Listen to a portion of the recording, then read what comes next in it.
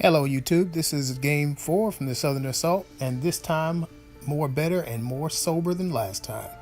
But anyway, this is a game between the Dwarven Holds and Warriors of Dark Gods. This is yet the second Dwarven Holds army that I played against at the tournament, and yet another person from my general club, so I found that very interesting that I fought not one, not two, but 3 people out of my club so far.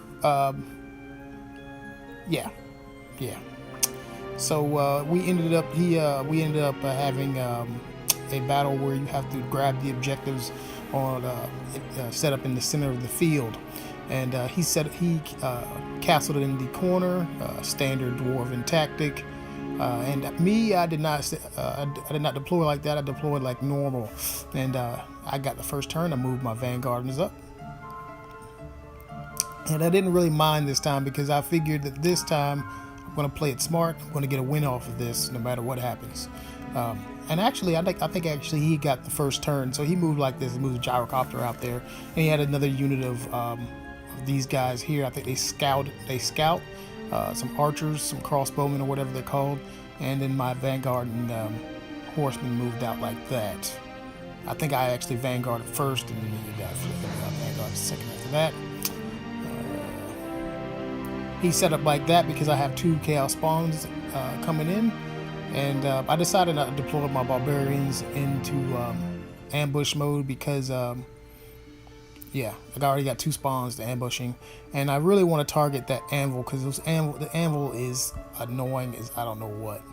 I know the gyrocopter is fast and everything, but the gyrocopter can't score. In his turn, he decides to shoot the barbarians. It kills a couple of them.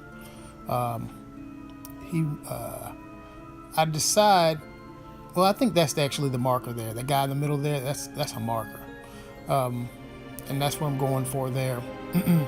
And what I'm going to end up doing is I'm going to grab the objective, and I'm just going to walk away. I'm not going to go into protracted combat with him. He has the range on me, and then when I get into close combat, he has a ton of great weapon attacks and all that other stuff. I'm not going to do it. And he just locks me in and just starts killing my characters one at a time. So he starts to move forward once he figures out that's what I'm going to do. I mean, he really doesn't move forward that aggressively, you know what I mean? Because I don't really, I didn't broadcast that's what I was going to do. He set up his gyrocopter like that near the objective. Those little black circles are the objectives. And then the other guy that bloated beastman guy, that's the other objective. In my turn, I decided to go ahead and push the crushers forward and grab the objective, my 4-man unit. They're going to sustain some damage, but they're scoring unit, and they can grab that objective and then they can leave. So as long as he doesn't just destroy them and shooting, I'm okay with that. I have the battle shrine nearby, so trying to kind of protecting them from that shooting. I start moving the barbarians forward like that. I think I do ambush the barbarians in. They just don't come in until like my turn, the second turn, and I moved them out of ambush like that, get closer to the objective. In my turn, I actually did have one of the. In my second turn, I had one of the fallen beast to come out of ambush, and he decides to charge the fallen beast at toughness 5, and I think his archers are at strength 3. So I have I'm pretty sound with the idea of that beast actually eventually defeating him in close combat. Here's another view of those guys moving in from the table edge. He decides to do a little bit of shooting on the barbarians, and he kills. I think he kills around 3 guys. I'm not really worried about that because it's a good deal of them there. It's about 25 barbarians. I moved the crushers forward over here at the top so that I can mask what I'm actually doing. Like I'm going to actually come after him. Because I know my unit is not going to be able to handle that unit, and so Here's once I had grabbed the objective in my third turn, top of third turn, I just move them around and start moving them backwards, getting them out of range, and he takes a wound from barbarian shooting, throwing axes. That thing should not be toughness 4. I don't know if it's toughness 4 or it has a good armor save, but it shouldn't be that high. Anyway, the spawn is killing people over there. He starts to move his guys forward to try to get to the objectives before I get away. Oh, and he also starts moving his other unit over there to help the other unit fight the big Crusher unit, which is not going to get into close combat. I already made that declaration. The other spawn comes in on the flank near his anvil, and so I'm thinking that his anvil will not have any help whatsoever from any of his units, because all of his units are trying to push forward as quickly as they can across the field. And that spawn is going to slowly but surely chip away with on that anvil. The anvil is just not able to do any damage, and I'm automatically hitting that thing. And so he already did 1 wound on it.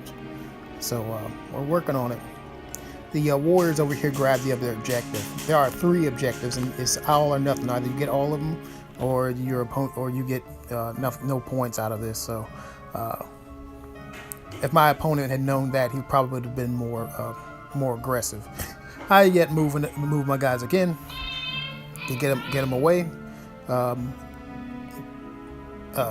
Yeah, I moved the War Shrine over here because now these guys are going to need the protection of the War Shrine, because we still have 1 more of those organ gun things. I back the Crusher bus up. Yeah, you're not going to be able to catch me with those little stunty legs. Not today. I believe he kills one of the Chaos Spawn in close combat. And then the other one gets in there, he does a wound, locks it down. It's unbreakable, so that's good. He charges in yet another unit and to help the anvil out, to try to protect the anvil from death. I really want those points, so I'm going ahead and keep piling the attacks onto the anvil. That unit is not really going to be able to do anything. It's just another crossbowman unit. The warriors grab the objective there. I begin to back up here. Still backing up with the Crusher bus. Doing a really good job making my leadership test. I do appreciate the objectives, actually having to have the objectives there. It forces opponents that would usually just sit there and just shoot you down to actually have to do something. Oh, sorry about that, guys. Kids. Well, my Chaos Spawn took a wound there. He's unbreakable, so he's not going anywhere. The Chaos Warriors have the objective, and they're walking away with it. And the Barbarians are sitting there waiting, because if they're able to shoot the warriors down, then the Barbarians are there to take the objective. I also have the War Shrine in front of I put the War Shrine in front of the warriors to make sure he can't hit him with his organ gun, or whatever you call it now. The Chaos Spawn kills like 4 guys, because I decided to go ahead and just strike back and kill those guys. And excuse me. Battle Shrine gets charged by one of these smaller units. Very unlikely the Battle Shrine is going to actually lose that close combat. And sure enough, the Battle Shrine does its job and kills those guys. He also charged the flank of the warriors. Not really scared of the warriors getting done in there, because they're only strength 3. And as you can see, the Crushers are continually to walk away as he's trying to get to him with his general's unit. His legs are too stumpy. He cannot move. He cannot fight. But anyway, it was a victory for the Chaos Warriors. Though it was a cowardly victory, I'll take a win. A win is a win, as some would say, whether it's an inch or it's a mile. Whatever. But I hope you guys enjoyed this battle report, even though it was kind of boring. Yeah, it was fun though. I was laughing the whole time. Remember to put a thumbs up.